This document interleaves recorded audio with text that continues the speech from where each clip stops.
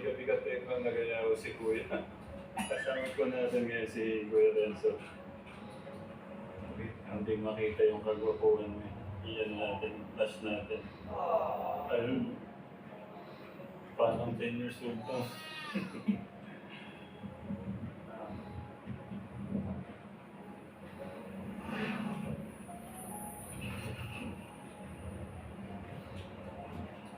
Gabi-gabi na nagayahan mag-drive na. Test na lang po kasi yung passion niya.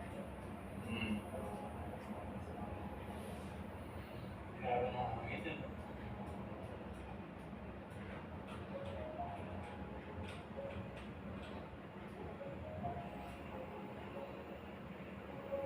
Kanina pa doon nakalimutan natin buksan yung ilaw. Hindi ko tuloy masyadong makita.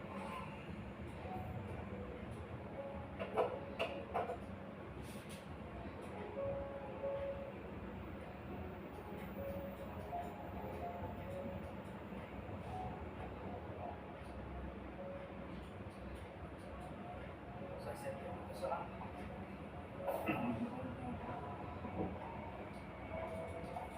Next week ko kateka mag-ano po sila. Ano nga yan po yun? Driving lesson.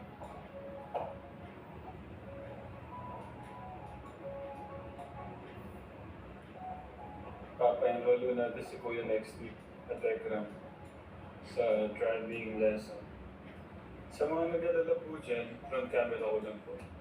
Sa mga nag-alala po dyan, Tekram, dun po sa nakita po sa puso ko. Huwag ko kayo masyadong mag-alala. Ano po yun eh, dahil siguro sa laging Google fight po namin sa tapos di po nakakainom ng tamang tubig. Tapos, tapos nasasobran po ako sa pag-inom ng kape. Kaya siguro ganun. Tapos yung exercise, sa sobrang labi po kasi doon, puro halaman lang po kasi doon eh. Puro halaman at hindi ko tayo masyadong nasisinaga ng araw at napapawisan ko sa mission mo doon sa bundok. Kaya siguro yung ganun.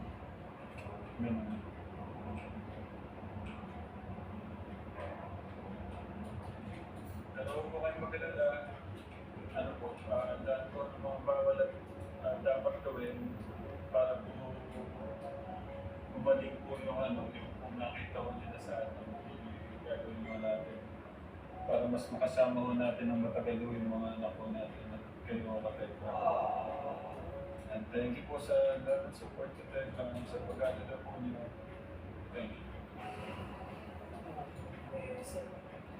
Kasi hindi siya...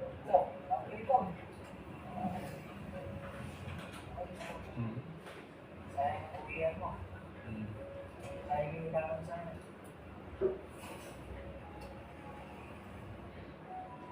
Ano yun po ng mukha ni Kuya Renzo?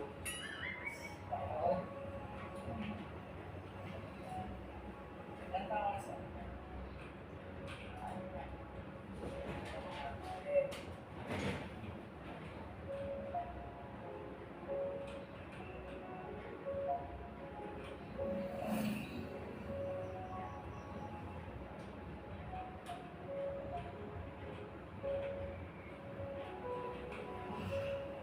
Ito pala natutunan ka na sa church ko eh. Si Renzo naman. Siguro ko kasi para mapagpasalamat ko sa kaibigan na hindi kaya na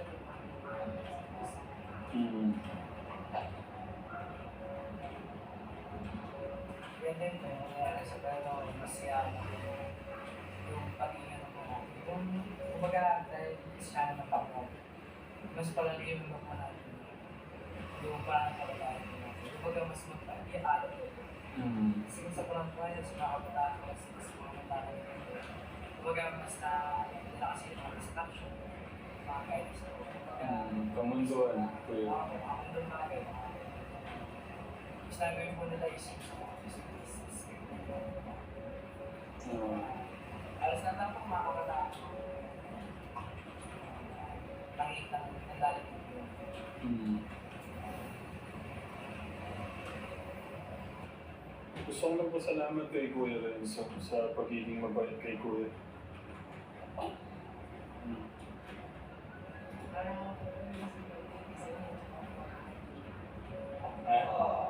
po yung gusto Ah?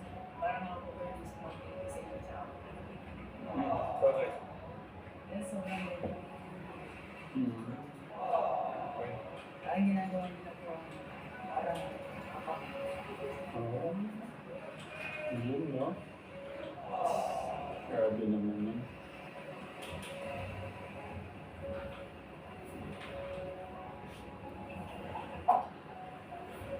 Masaya lang yun, no? Kaya lang po kasi talaga.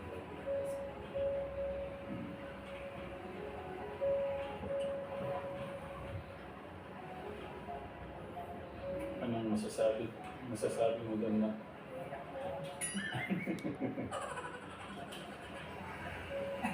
Ano mo? Pares lang po tayo mga best. Hmm. Ano na po, kung paano po natin parang Eh, sorry, Kuya. kung paano lang po natin parang Pahalagaan. kasi meron pa po sa mga kaibigan namin po nakapos Hmm. mga mas piliin po na mga ganyan po. Bira na lang po yun yun. Bira na lang po yung kaibigan po sa mga church. Bira na lang daw yung gaya mo, Kuya Renzo. Ako, ibang data.